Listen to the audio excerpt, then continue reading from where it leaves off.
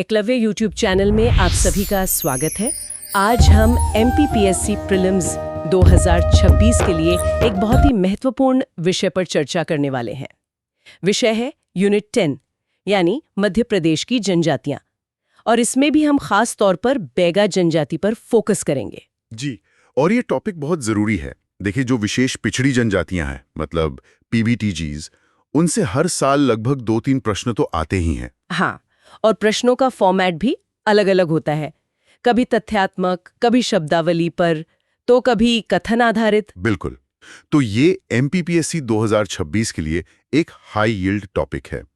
इसका संबंध यूनिट 1 यानी इतिहास और संस्कृति और यूनिट 10 दोनों से है।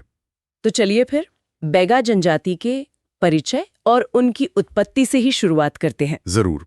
तो सबसे पहले ये जानना जरूरी है कि ये द्रविड़ समुदाय की जनजाति है। अच्छा, द्रविड़ समुदाय, और ये तथ्य पूछा भी जा चुका है ना? ये MPPSC EME 2021 की परीक्षा में आया था।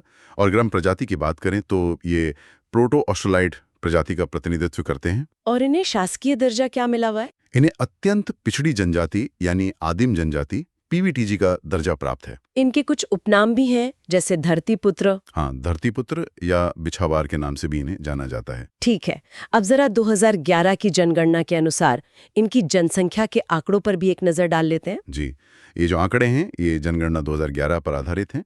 तो मध्य प्रदेश में इनकी कुल जनसंख्या लगभग 4.15 लाख है। 4.5 लाख के करीब। जी, और जैसा हमने अभी बात की, ये जनजाति राज्य की 3 विशेष पिछड़ी जनजातियों में से एक है। अब आते हैं इनकी उपजातियों पर।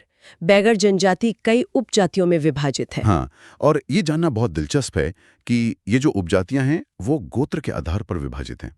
ये MPPSC CE 2021 में पूछा भी गया था। अच्छा, तो प्रमुख उपजातियां कौन-कौन सी हैं? इनमें प्रमुख हैं भिजवार, नरोतिया, भरोतिया। नाहर भी एक है शायद। बिल्कुल, नाहर, रैमैना और काल्डमैना, ये इनकी मुख्य उपजातियां हैं। चलिए अब इनके भौगोलिक वितरण को समझते हैं। ये जनजाति मध्य प्रदेश के किन क्षेत्रों में मुख्य रूप से निवास करती है? देखिए, इनका जो मुख्य निवास क्षेत्र है वो है मध्य प्रदेश का पूर्वी सतपुड़ा क्षेत्र। पूर्वी सतपुड़ा मतलब जिलों के हिसाब से देखें तो? प्रमुख जिले हैं डिंडोरी, मंडला, बालाघाट और शहडोल। इन जिलों में ये मुख्य रूप से पाए जाते हैं। ठीक है, अब बात करते हैं इनकी शारीरिक विशेषताओं की। जी, अगर हम शारीरिक बनावट की बात करें तो इनका कद मध्यम ऊंचा होता है। और शरीर सुगठित होता है, नाक चपटी होती है। रंग और बालों के बारे में? क्या? इनका रंग काला और बाल सीधे होते हैं।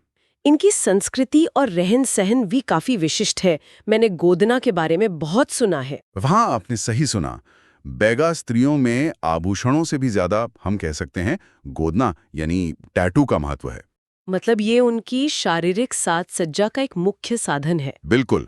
और साहित्य की बात करें तो डॉक्टर एल्विन ने इन पर एक बहुत प्रसिद्ध पुस्तक लिखी है, द बेगाज। द बेगाज। और इस पुस्तक में उन्होंने क्या खास वर्णन किया है? इस पुस्तक में उन्होंने लिखा है कि बैगा अत्यंत हंसमुख और एक बहुत ही विशिष्ट समूह है। ये तो बहुत दिलचस्प है। अब जरा इनके खान पान की आदतों पर आते हैं। हाँ, इनके भोजन के नाम भी अलग अलग और बहुत अनोखे हैं। जैसे? सुबह का जो भोजन है उसे बासी कहते हैं। बासी। और दोपहर का? दोपहर के भोजन को पेज कहा जाता है और रात के भोजन को ब्यारी कहते हैं। ये पेज क्या होता है? ये कोई खास चीज है? जी, पेज एक खास पेय पदार्थ है। ये कोदो, कुटकी और मक्का से बनाया जाता है। बहुत पौष्टिक होता है। देव, समझ गया। अब इनके आवास और बसाहट पर बात करते हैं।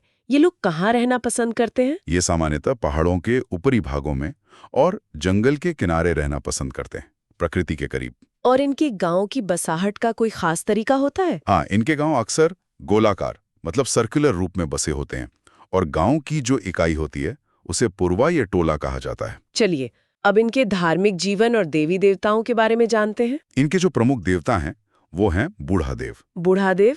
और इनका निवास कहाँ माना जाता है? ऐसी मान्यता है कि बूढ़ादेव का निवास साज वृक्ष यानी सैलट्री पर होता है, इसीलिए ये पेड़ इनके लिए बहुत पवित्र है। अच्छा, और इनके अलावा भी कोई देवता है? हाँ, अन्य देवताओं में ठाकुर देव हैं जिन्हें गांव का रक्षक माना जाता है, और एक हैं दूल्हा देव जिन्हें बीमारियों से रक्षक मानते हैं। सृष्टि की उत्पत्ति को लेकर इनकी क्या मान्यताएं हैं?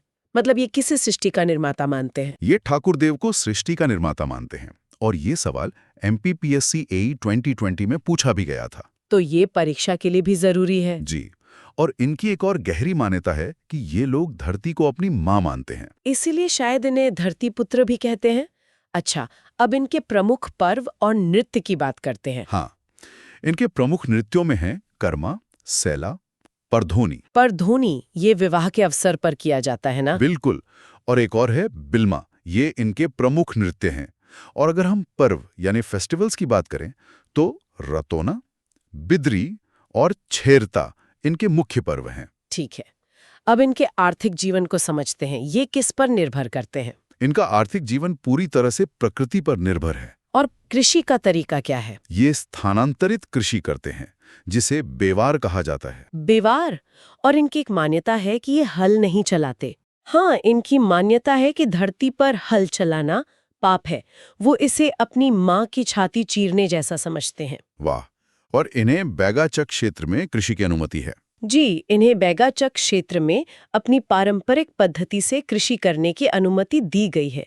अब आते हैं इनकी परंपरागत चिकित्सा पर।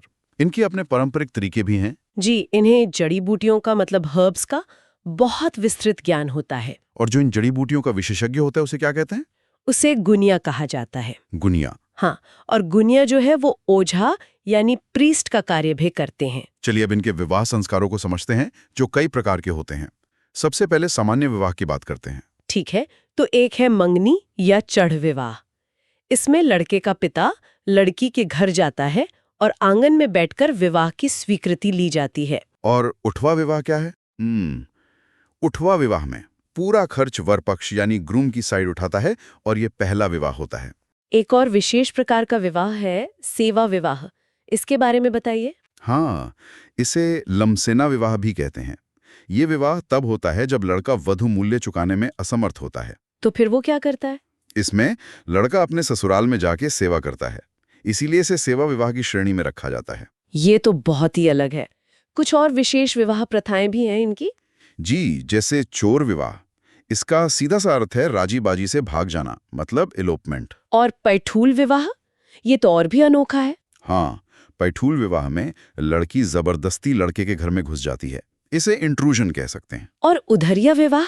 यह माता पिता की स्वीकृति के बिना किया गया विवाह है। अच्छा, एक एग्जाम फैक्ट भी है कि बैगा विवाह संस्कार में कर्स कौवा की स्थापना की जाती है। जी, ये एक बहुत महत्वपूर्ण तथ्य है, इसे याद रखना चाहिए। अब इनकी सामाजिक व्यवस्था पर आते हैं। इनका समाज कैसा है? पितृसत्तात्मक। हाँ, इनका समाज पितृसत्तात्मक यानी पेट्रियार्कल है। और विवाह के नियम? समगोत्री विवाह वर्जित है और विधवा को अपने देवर से विवाह करना होता है। तलाक का भी कोई प्रतीक है? हाँ, एक दिन का तोड़ना तलाक का प्रतीक माना जाता है। और मृत्यु संस्कार कैसे होते हैं? सामान्यतः शव को दफनाया जाता है, मतलब बरियल।